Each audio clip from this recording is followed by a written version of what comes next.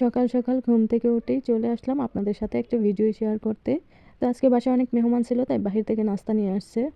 তো বাসা সবার জন্যই নাস্তা নিয়ে আসছে, আর আমাদের দুজনকে 2 বাটি দিয়ে গেছে। আমরা হচ্ছে দুজন, সেগানুশ আছে আমার সাথে, আর এটা হচ্ছে নান রুটি। এটা অনেক বড় একটা রুটি, আমরা দুজনেই পুরোটা রুটি খেতেও পারবো না। তো এখন সকালে নাস্তাটা করে নেব। হ্যালো এভরিওয়ান, আসসালামু আলাইকুম। কেমন আছেন আপনারা সবাই? আশা করি সবাই ভালো আছেন। আর যে যেখান থেকে আমার ভিডিওটি দেখছেন, কাছে অথবা দূরে, দেশ অথবা দেশের বাহির থেকে, সবাইকে জানাই অসংখ্য ধন্যবাদ। তো আমরা আস্তে ধীরে নাস্তা করে নিলাম অনেক সময় লাগিয়ে। তো আমরা বসে বসে নাস্তা করছিলাম আর অনেক গল্প করছিলাম। ওর সাথে দেখা হয়েছে 2 সপ্তাহ পর। তো অনেক দিনের গল্প জমেছিল, এগুলো আমরা করলাম আস্তে আস্তে। নাস্তা করে তারপর হচ্ছে দুপুরের জন্য রান্না করেছিলাম, ওইটা আর ভিডিও করতে পারিনি। আর এটা হচ্ছে বিকেলবেলা, সেখানে দুজনের জন্য কফি বানিয়েছিল। আর এখানে হচ্ছে পপকর্ন ভেজেছিলাম, পপকর্ন আর হচ্ছে কফি খেলাম বিকেলবেলা। তারপরে বসে বসে অনেক গল্প করলাম। যখন দুইজনে একসাথে হই, গল্পের মনে হয় শেষই হয় না। তো গত 1 সপ্তাহ সে আসতে পারেনি, কারণ বাসায় ওর কাজ ছিল, ওকে নিয়ে আসেনি। তো এই সপ্তাহে আবার নিয়ে আসছে।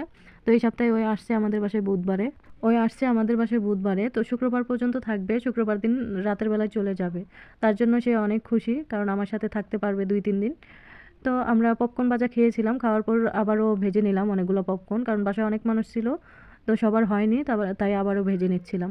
আর একটু পরই একটা কিছু বানাচ্ছি, কিন্তু খুবই অল্প সময়ের মধ্যে শেষ হয়ে যায়, কারণ অনেক মানুষ বাসায়, অনেক। আর ছোট ছোট বাচ্চাদের তো অভাবই নেই। তারপর আমি বানিয়ে নিলাম। তো চিজ বল বানানোর জন্য আমি ডোটা আগে থেকে রেডি করে রেখেছিলাম। আর এখন চিজগুলোকে সেগানিশ এভাবে ছোট করে কেটে নিচ্ছে। তারপর হচ্ছে এভাবে আমি আর সেগানিশ বসে বসে চিজ বলগুলো বানিয়ে নিয়েছি। তারপর আমি দুটো ডিমের হলুদ অংশটাকে আমি ফেটিয়ে নিয়েছি, উপরে ব্রাশ করে দেব। তারপর দিয়ে দেব সাদা তেল। সাদা তেল দিয়ে তারপর ওভেনে দিয়ে কালারটা চেঞ্জ করে নেব। এই চিজ বলটা মধু দিয়ে খেতে অনেক মজা। এটা যখন হয়ে যাবে, এই যে হয়ে গেছে, দেখেন কালারটা কত সুন্দর হয়েছে। এটার উপর দিয়ে হচ্ছে মধু দিয়ে খেলে অনেক মজা লাগে। তো উপর দিয়ে যখন খাবে, আগে দেওয়া যাবে না, আগে দিলে হচ্ছে নরম হয়ে যাবে। তাই যে যখন খাবে একটা বাটিতে মধু নিয়ে, যে যখন খাবে মধু দিয়ে চুবিয়ে চুবিয়ে খাবে, খেতে অনেক মজা লাগে। তো এই ছিল আমার আজকে সারাদিনের ভিডিওটি কেমন লাগলো অবশ্যই কমেন্ট করে জানাবেন।